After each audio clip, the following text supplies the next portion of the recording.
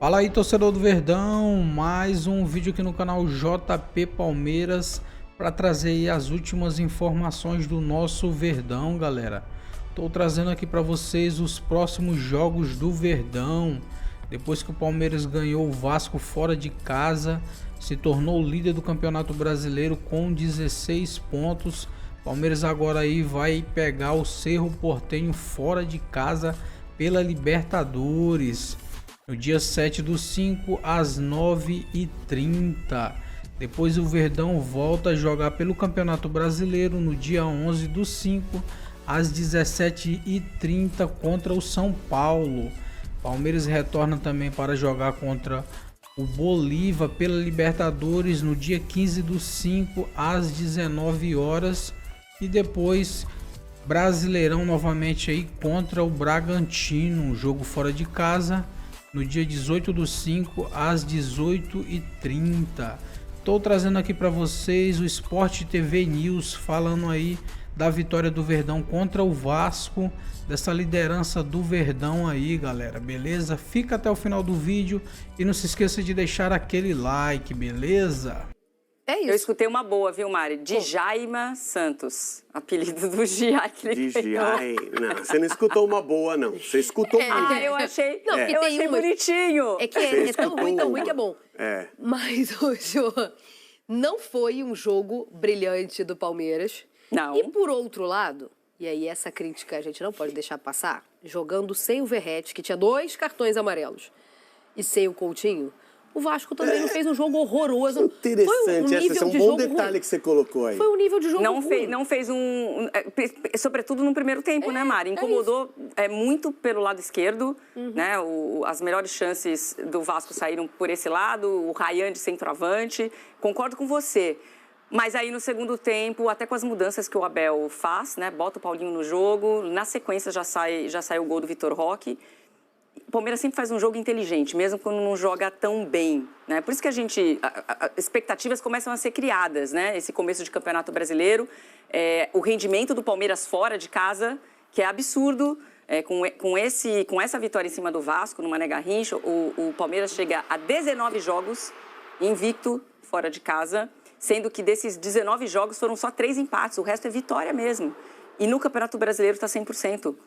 Chega a 100%, é o único time brasileiro que está 100% na Libertadores. A gente está a 40 dias, né, do Mundial. O Palmeiras é líder do Campeonato Brasileiro. Então, são números importantes. O torcedor vai ficando muito animado e cheio de expectativas para 2025.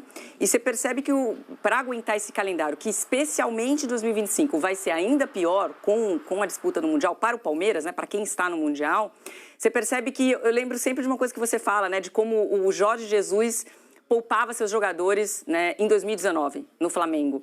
Você vê que o Abel tem a sua ideia de jogo e ele vai poupando as suas peças bem discretamente ali, né, dá minutos para tenta rodar mais o elenco e se mantém um padrão. A gente ainda não viu aquele jogo, aquela goleada, aquele jogo vistoso do Palmeiras, mas é um time que sempre compete. E aí o gol, quando a gente fala de uma boa atuação do Vasco, mesmo sem o Coutinho e Verratti, sobretudo no primeiro tempo, é isso, o gol saiu de um erro bizarro de saída de bola do Hugo Moura, que tentou driblar, o Richard Rios estava ali e falou, não, aqui não, querido, aqui eu vou roubar e a gente vai resolver o jogo aqui. Então, um erro fatal. Se você pode perceber, no segundo tempo o Palmeiras marca muito mais de pressão, muito mais, né? E chega esse gol, né, o Vitor Roque fazendo seu primeiro gol depois de 2 gols impedidos e 2 pênaltis sofridos. Foi o primeiro valendo. O primeiro valendo. Depois de 14 jogos, eu acho, que ele tem pelo Palmeiras. Então, estava pesando, a gente falava da importância dele, tática para o jogo, mas é óbvio que ele precisava de um gol, né? Afinal de contas, o cara é centroavante. Mas é isso, o Palmeiras compete sempre, né? Um time que está muito acostumado, então é isso. E do lado do Vasco, a gente já deu uns spoilers aí, como é que o Vasco se comporta para esse jogo? Vende o mando, e eu concordo, né? Vendeu contra o Botafogo também. Então, parece que no jogo contra o Corinthians a gente viu a escalação que foi ainda mais bizarra, né? Foi um time praticamente reserva. Dá aquele recado de que a prioridade, até o Verratti falou antes do jogo, a prioridade é a Sul-Americana e o brasileiro vai ser aquela competição que a gente vai tentar não cair. Só que é perigoso, hein, Vasco? Jogo perigoso esse. Muito perigoso. E mas um é enredo isso, muito... o recado tá dado. Um enredo parecido com o do ano passado, né? Também vendeu ano passado a partida contra o Palmeiras, também joga em Brasília, também perde no erro individual, só que foi do Ryan. Vocês acham que o Vasco decidiu poupar Verratti e Felipe Coutinho planejado? Eu ou foi de não última entendi. hora? Não sei, eu não entendi.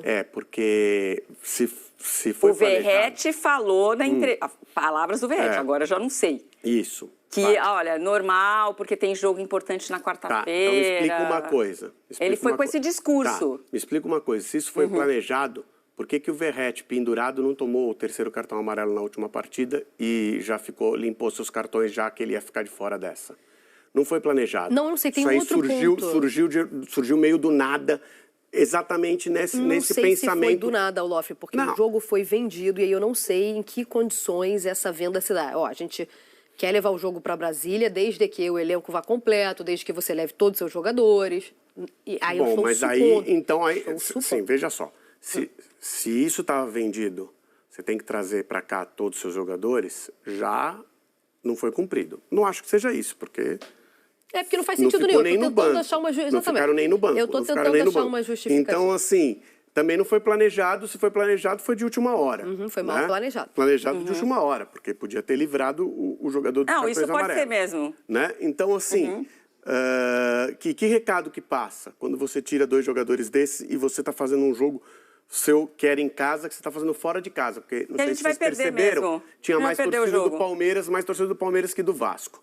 Tá né? meio dividido, né? Um dividido um pouco mais pró-Palmeiras, o que é até natural, porque o torcedor do Palmeiras tá mais empolgado em ver o Palmeiras do que o torcedor do Vasco tá empolgado em ver o Vasco.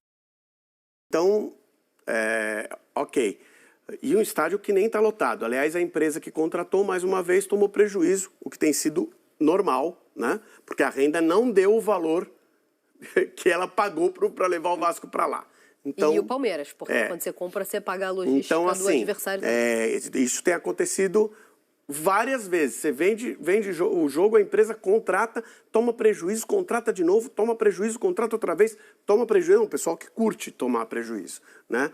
Enfim, e os clubes estão adorando porque põem dinheiro no bolso. O campeonato vira uma bagunça, porque o Palmeiras teve a oportunidade de enfrentar o Vasco fora de São Januário, coisa que não vai acontecer com o Bragantino, por exemplo, né? O Bragantino está na disputa do campeonato junto com o Palmeiras. Joga hoje com a possibilidade de se aproximar. Quando chegar Bragantino e Vasco, vai ser em São Januário e o Bragantino vai enfrentar a torcida do Vasco lá com 20 mil pessoas no Caldeirão. Né? Mas tudo bem, para o campeonato está tudo beleza. Um time pode jogar, vender o mando e jogar frente ao seu próprio torcedor, né? E o outro tem que enfrentar a torcida adversária. Aliás, baita trabalho do Seabra, né? Enfim, Bragantino, uma melhora muito considerável em relação ao do começo do ano, agora para o Campeonato Brasileiro. Enfim, aí você vai lá e joga sem seus 2 principais jogadores. O que você está esperando desse resultado? Foi até melhor do que se esperava, porque o Vasco só perdeu porque fez uma bobagem que, aliás, é uma bobagem que muita gente repete. Mas melhor do que se esperava só na atuação do Vasco em si, Sim. porque dificultou, de fato, para o Palmeiras. Mas o resultado foi o que o Vasco aparentemente já esperava. Isso, estava na conta do Vasco, E o Vasco tem feito isso, e isso é se apequenar. É a segunda vez que o Vasco faz isso no campeonato. Abre mão da disputa, embora tenha conseguido disputar dessa vez. Porque contra o Corinthians nem conseguiu disputar, né? Dessa vez conseguiu disputar. Torcida viu um Vasco diferente. Eu acho que em relação à disposição, viu. Agora, a questão técnica, a melhor jogada do Vasco era com o Lloyd pelo lado esquerdo. O Lloyd se machucou. Né? Então, assim, você não está esperando que seu time mesmo tenha a melhor jogada com o Lloyd pelo lado esquerdo e vai ganhar do Palmeiras. Né? Não, pode até acontecer, mas não é isso que quando o torcedor olha... Não é que a gente espera que decida, não, né? Se. Pode ser que aconteça. Foi a primeira derrota do Felipe, né? Como treinador interino. No ano passado ele não tinha perdido. Enfim, eu acho que o Vasco está se apequenando cada vez mais com essas decisões. Essa foi a primeira derrota do Felipe? Foi, né? O ano passado ele não tinha perdido. Ele assumiu como interino e não perdeu. E esse ano, o primeiro jogo também não tinha perdido, né? E no jogo do Capasso? Da fala do Capasso? Não, o jogo da fala do Capasso empatou, né? Então, tô tentando lembrar, foi empate, termina empatado, empatou. né? Aí perguntaram para ele se o Capasso ia jogar, ele falou assim, não... Tô tentando lembrar aqui. Nunca mais, esquece. O que rolou. Eu tenho bons jogadores aqui, né? Não tem também, né? Mas vamos lá. Né? Mas ele também não falou, eu tenho bons jogadores. Não, tem melhores do que ele, porque ele falou, não gosto do futebol dele. Foi isso que ele deixou claro. Vamos ouvir então, Felipe, porque ele analisou a atuação do Vasco e elogiou. Ele viu pontos positivos na... Até teve mesmo. Mas eu acho também. Até teve. Ele viu pontos positivos na postura do time. Vamos ouvir o Abel agora, porque ele foi perguntado sobre como vai ser o Palmeiras sem o Estevão, né, que está pertinho da despedida dele para a Europa. Pensar nisso. Imaginem que era com uma pista top. Imaginem com a pista do Nou Camp, que vocês viram o jogo entre o Inter de Milão com o Barcelona. Imagina numa pista daquelas, aquele tapete, né? Imaginem, conseguem imaginar? Se tiverem todos tiverem um bocadinho de paciência, não é? O treinador para onde ele for, a equipa para onde ele for. Mas eu não vou continuar, porque senão ele vai ficar com o ego ainda mais inchado e eu não quero. E na sequência, ele brinca falando que sobre as formações, né, os destaques do Palmeiras, também fazendo referência ao Endrick, né? E sobre a possibilidade de escalar um time só com jogadores e grandes estrelas que saíram do Palmeiras. E ali, nas entrelinhas, eu consegui entender que em breve a Abel terá essa oportunidade. E nem vai ser só com o jogador que saiu do Palmeiras, mas com muito jogador que atua na Europa. Acho que ontem eu senti que o Abel tá saindo na frente nessa corrida aí de comandante da seleção. Por incrível que pareça. Porque... Você sentiu também isso nessa coletiva? Não, eu tô achando que cada vez mais cresce o nome dele como opção Ancelotti, porque o Ancelotti vai até o último segundo, né? Até o Não, mas já não parou de negociar? Para até com o Ancelotti falar assim, falar assim, vou continuar no Real Madrid, ou vou ir para a Arábia, ou então vou tirar um ano sabático. Até ele falar isso, declarar o alvo é Carlo Ancelotti. Não, já para com isso. A gente já não noticiou que a CBF já não negocia mais, acabou o negócio do Ancelotti. Essa semana a CBF não negocia mais. Mas da outra vez foi assim também, Mari. Então, realmente, tô com o Lofredo. Semana passada. Eu tô achando que o Abel tá ganhando uma força danada aí. Então, ele é o segundo nome, passou a ser o segundo nome. Eu acho que ele é o primeiro nome agora. Não é. Não sei. Não, o primeiro nome é o Ancelotti. É o nome dos sonhos do presidente da CBF. Tá bom, agora vamos acordar. E aí? Então, quando ele acordar, e ele já deveria ter acordado, aí o Abel passa a ser o nome. Mas assim, o primeiro, ele vai lutar até o último segundo para contratar... Enquanto ele não tomar o terceiro fora, que ele vai tomar o terceiro fora, né? O nome vai ser o Ancelotti. Depois passa a ser o Abel, surpreendentemente, porque o Jorge Jesus já está livre de contrato, né? Mas não é a preferência do Neymar, né? Tem isso também. Né? Vamos falar a verdade. Não é nem para a gente se preocupar com isso. Se é do Neymar ou não. Mas deveria. Enfim, não deveria.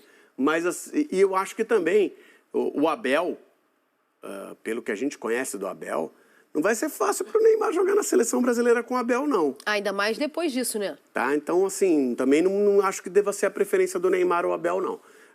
O Abel...